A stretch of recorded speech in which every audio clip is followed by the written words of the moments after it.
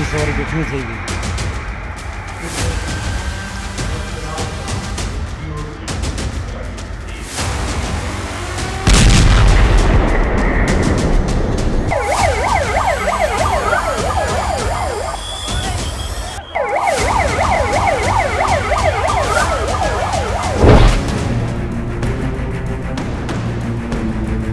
Air India के 787 Dreamliner का ये बहुत ही दुखद अंत साबित हुआ।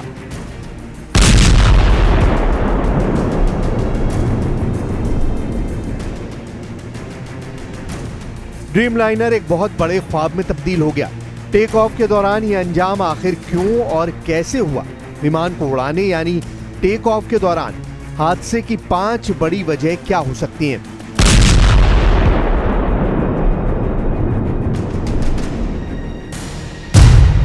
पहला है इंजन का फेल हो जाना। 2.5 लाख किलो से भी ज्यादा भारी जहाज को आसमान में पहुंचाने के लिए इंजन को पूरा दम लगाना होता है। यही विमान के दोनों इंजन का इम्तिहान होता है। दूसरी वजह है पायलट एरर यानी पायलट की गलती। यह बहुत ही गंभीर पॉइंट है क्योंकि पायलट की मामूली सी चूक या गलत फैसला पूरे क्रैश की वजह बन जाती है। तीसरी बड़ी वजह है तकनीकी खराबी। लैंडिंग गियर यानी पहियों में खराबी। हाइड्रोलिक्स यानी विमान को उड़ाने वाला वो सिस्टम जिससे विंग कंट्रोल होते हैं। दिशा देने वाला वर्टिकल रडर कंट्रोल किया जाता है। चौथी बड़ी वजह है खराब मौसम, क्योंकि हवा की दिशा और रफ्तार उड़ते विमान का संतुलन बिगाड़ सकती है और ये क्रैश की वजह बन सकती है। पांचवी बड़ी वजह है रनवे पर अवरोध, यानी कि ऐसी कोई रुकावट जिससे बचने के लिए पायलट को अचानक कोई फैसला लेना होता है। इससे टेक ऑफ की जरूरी रफ्तार पर असर पड़ सकता है।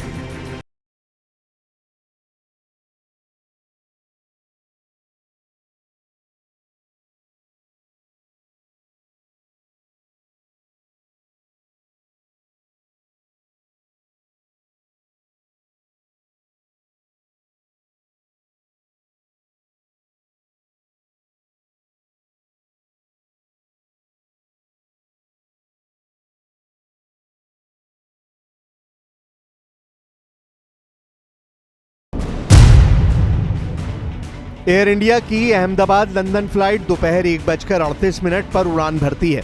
बोइंग 787 ड्रीमलाइनर में क्रू को मिलाकर 242 लोग सवार होते हैं। टरमैक यानी पार्किंग एरिया छोड़ने के बाद टेक ऑफ और फिर कुछ देरी में विमान 625 फीट की ऊंचाई हासिल करता है, लेकिन अचानक विमान नीचे आने लगता है और फिर क्रैश हो जाता है।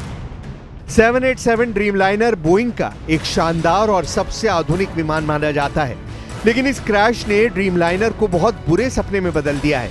विमानों की दुनिया में टेक ऑफ और लैंडिंग का वक्त सबसे खतरनाक दौर माना जाता है, यानी जब विमान उड़ान भरता है और जब रनवे पर उतरने लगता है तब फ्लाइट का सबसे नाजुक वक्त होता है। लेकिन इसमें भी टेक ऑफ के दौरान सबसे ज्यादा सावधानी की जरूरत होती है। दुनिया भर में होने वाले विमान हादसों में 35% क्रैश टेक ऑफ के फौरन बाद होते हैं। इस दौरान विमान एक ऊंचाई पर पहुंचने की कोशिश कर रहा होता है। विमान का इंजन और उसकी पूरी मशीन इसी दौरान सबसे ज्यादा काम कर रही होती है, लिहाजा पायलट को सूझबूझ भी इसी दौरान सबसे ज्यादा दिखानी पड़ती है। अब सवाल है कि क्या इस हादसे में पायलट से कोई गलती हुई? क्या उनके सामने कुछ ऐसी चुनौती आ गई जिसकी वजह से वो हालात संभाल नहीं पाए और विमान आउट ऑफ कंट्रोल हो गया?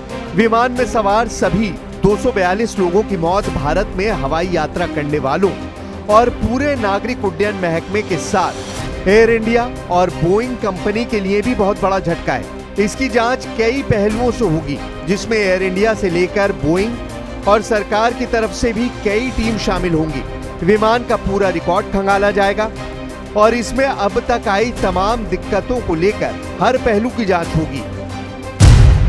एयर इंडिया की फ्लाइट AI-171 को उड़ाने वाले कैप्टन सुमित सबरवाल को 8,200 घंटों की उड़ान का अनुभव था। उनके सहायक के तौर पर फर्स्ट ऑफिसर क्लाइव कुंदर थे, जिन्हें 1,100 घंटों की उड़ान का अनुभव था। बताया जा रहा है कि कैप्टन सुमित सबरवाल ने इमरजेंसी कॉल की थी। उन्होंने एयर ट्रैफिक कंट्रोल को मेडे कॉल भी की। जो आपातकाल में सिग्नल देने के लिए विमान के पायलट रेडियो पर मैसेज करते हैं। एटीसी ने पलटकर जवाब दिया, तब विमान से कोई प्रतिक्रिया नहीं मिली, यानी तब तक विमान गिर चुका था। अहमदाबाद और लंदन की फ्लाइट 9 घंटों से भी ज्यादा की है और इस दौरान विमान करीब 7000 किलोमीटर का सफर तय करता है। इसका मतलब है कि लंबी उड़ान के लिए विमान में फ्यूल टैंक भी पूरी तरह भरा होगा। इसलिए जब यह क्रैश हुआ तो पूरा ईंधन ऐसा जला कि सैकड़ों मीटर के दायरे में किसी भट्टी में आग लग गई हो।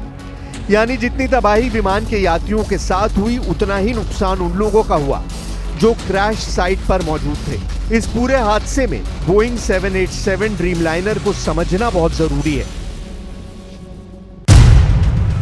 इस हादसे से पहले एयर इंडिया के पास 27 ड्रीमलाइनर विमान थे, अब 26 बचे हैं। इनमें 248 यात्री सवार हो सकते हैं। ये 13,500 किलोमीटर की रेंज तक उड़ सकता है। विमान की लंबाई 57 मीटर होती है, जबकि पंखों का दायरा 63 मीटर में होता है। इस विमान में अमेरिकी कंपनी जनरल इलेक्ट्रिक का GEnx 1B इंजन लगा होता है और ब्रिटेन की रोल्स रॉयस का ट्रेंट 1000 इंजन भी इस्तेमाल होता है। 787 ड्रीमलाइनर 1100 किलोमीटर प्रति घंटे की रफ्तार तक जा सकता है, जबकि क्रूजिंग यानी लगातार बनाए रखे जाने वाली रफ्तार 900 किलोमीटर प्रति घंटा है। अब तक ऐसे 1179 विमान बनाए जा चुके हैं और 900 से ज्यादा ऑर्डर बोइंग के पास हैं।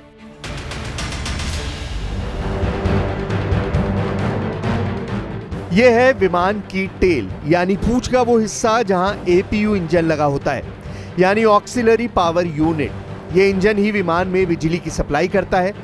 इसी के जरिए विमान के मुख्य इंजन को भी चालू किया जाता है। हादसे की जगह विमान का यही एक हिस्सा है जो पहचाना जा सकता है, जबकि विमान का फ्यूजलाज यानी बाकी की पूरी बॉडी धमाके में राख बन चुकी है। सवाल यह भी है कि उड़ान के दौरान और टेक ऑफ के वक्त बोइंग 787 ड्रीमलाइनर की रफ्तार कितनी थी। इसे 3 तरह से बांटा गया है। V1 रफ्तार, इस स्पीड पर विमान को रनवे पर दौड़ाया जाता है। VR रफ्तार, इस स्पीड पर विमान रनवे से पूरी तरह ऊपर उड़ जाता है, यानी हवा में उड़ जाता है। V2 रफ्तार, इस स्पीड पर विमान को टेक ऑफ के लिए उठाया जाता है। उसका अगला हिस्सा ऊपर होता है, यानी हवा में उड़ जाता है। ये तीनों रफ्तार विमान के वजन और रनवे की लंबाई पर भी निर्भर करती है। इसी के हिसाब से विमान को टेक ऑफ कराया जाता है। इसमें कोई शक नहीं कि एयर इंडिया की Ahmedabad London flight take off के दौरान ही क्रैश हुई है और रफ्तार की बारीकियों को समझकर ही जांच की जाएगी। विमान के ब्लैक बॉक्स से लेकर आखिरी वक्त पर रेडियो मैसेज तक हर बात को बारीकी से समझा जाएगा। हर तकनीकी बात जो विमान की उड़ान के दौरान दर्ज हुई है, उसके जरिए ही किसी निष्कर्ष पर पहुंचा जाएगा। अब ऐसे हादसों को लेकर एक और जानकारी देखिए जो ऐसे हादसों की वजहों को और बेहतर तरीके से समझा सकती है। ICAO यानी इंटरनेशनल सिविल एविएशन ऑर्गेनाइजेशन के मुताबिक टेक ऑफ के दौरान 65% हादसे इंसान की गलती की वजह से होते हैं। इसे पायलट एरर कहा जाता है। 20% हादसे तकनीकी कारणों की वजह से होते हैं, यानी इंजन खराब होना, फ्लाइट कंट्रोल सिस्टम बिगड़ जाना, हाइड्रोलिक्स नाकाम होना। 10% हादसे खराब मौसम की वजह से होते हैं, जबकि 5% हादसे रनवे पर कोई रुकावट या अवरोध की वजह से होते हैं। अहमदाबाद में हुए हादसे में खराब मौसम जैसी कोई बात नजर नहीं आती। यहाँ तकनीकी कारण हो सकता है, पायलट की गलती हो सकती है, या फिर किसी परिंदे की वजह से इंजन में खराबी या कोई दूसरा कारण हो सकता है। लेकिन इसके लिए गहराई से जांच होगी, तभी किसी नतीजे पर आ सकते हैं। আপুনি বিচৰা বাতৰি পাব কেৱল নিউজ 18 এপত। নিউজ 18 এপ ডাউনলোড কৰিবলৈ স্ক্যান কৰক এই QR কোড। গুগল প্লে ষ্টৰতো পাব এই নিউজ 18 এপ।